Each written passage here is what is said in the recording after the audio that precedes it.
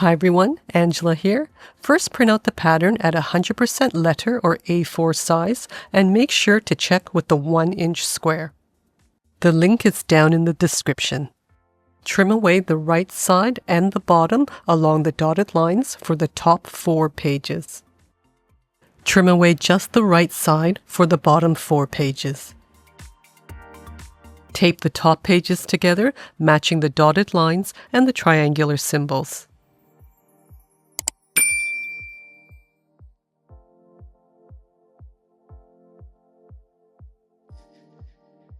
Then tape the top to the bottom, again matching the dotted lines and the triangular symbols. Cut out both pattern pieces, then cut out the 4 notches on the main piece and the 2 on the bow.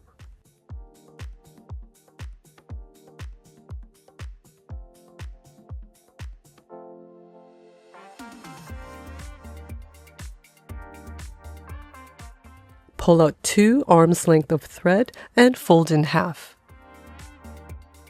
Thread your needle with the double thread so you end up with 4 strands. If you have thicker top stitch thread, you don't need to double it. Cut your thread and tie a knot at the bottom. You should have a length about 18 inches long. For this project, use fabric that has some stretch to it. Here I have some cotton with some lycra in it. This one here is a stretch rayon. For this tutorial, I'm using a stretch crushed velour. I flip the fabric over so that it's wrong side up. Place the pattern down so that the grain line is parallel with the selvage and the shorter end is where the stretch is. We also don't want to use any of the selvage. Cut out this piece, and then you can either cut out the small notches on each side or use a vanishing ink pen to mark them. On both of the shorter sides, mark a line 1.5 inches up from the edge. Next, draw a second line 3/4 inch up from the first line and then repeat on the other side. This step is optional, but good for beginners. Turn over and fold in half with right sides together, matching the edges, and clip in place. Notice on this side there's a notch just before the fold. And on this side there isn't. Next, we need to cut the bow. You'll notice the grain line runs this way, and this edge needs to be placed on a fold. Fold the fabric along the lengthwise grain with right sides together. Place this edge right on the fold and carefully cut out.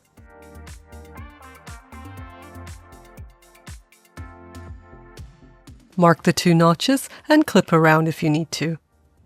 We'll leave an opening between the 2 notches.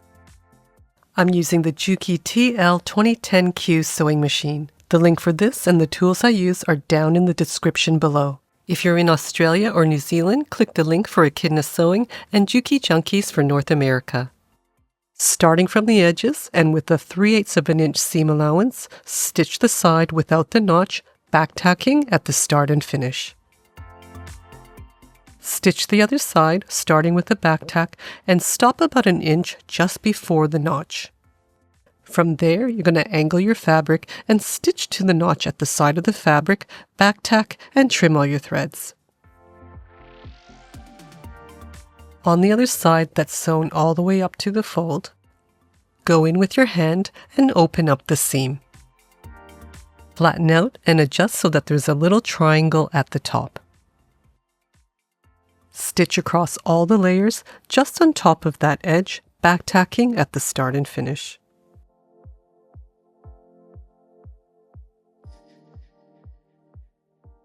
To sew the bow, use a 1/4 inch seam allowance and start from this bottom notch. Start with a backtack and stitch until you're 1/4 inch from the corner. With the needle down, lift the presser foot and pivot. Stitch to the fold and backtack to finish. Repeat on the other end and finish at the notch. Trim both corners on an angle like this, being careful not to cut the stitching. Turn the turban right side out and open up the seam allowance at the bottom.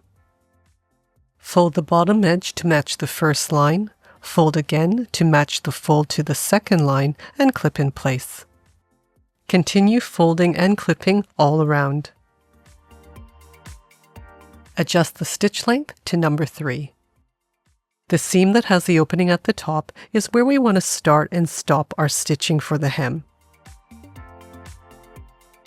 Have the folded edge lined up just past the inside of this presser foot. Stitch all around, back tacking at the start and finish. If you're finding this video helpful, make sure to like, share, subscribe, turn on all notifications, and leave a comment below. As always, I'd love to know where in the world you're watching from. The hem is nice and straight, not twisting, and stretches just enough to go over your head. Turn the seam that's closed at the top to the wrong side. Open up the seam and gather it up in one hand. To start the hand stitching, place your needle in the middle of one seam just below the raw edge of the triangle. Make the stitch 1/2 inch wide, come back up, go further along 1/2 inch, and go back down.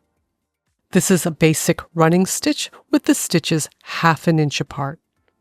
You can see I'm pushing the fabric onto the needle, creating pleats that are all nice and even. Continue stitching until you're close to the hem. You're stitching through 2 layers, the seam and the hat. At the bottom, the stitch line needs to end with the needle coming back up really close to the hem. It doesn't matter if the last stitch is just a little bit shorter. Now turn it around so we can sew in the other direction. Place the needle across to the center of the other seam. The stitches on this seam have to mirror the stitches on the first seam. Just go in and out where those stitches are.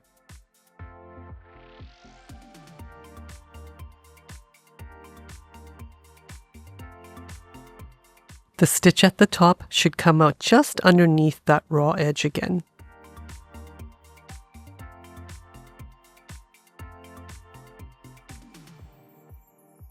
Pull on both ends of the thread to gather up that seam and secure it firmly by tying several tight knots. To make it extra secure, pass the needle through all the pleats on both sides and tie it again at the top.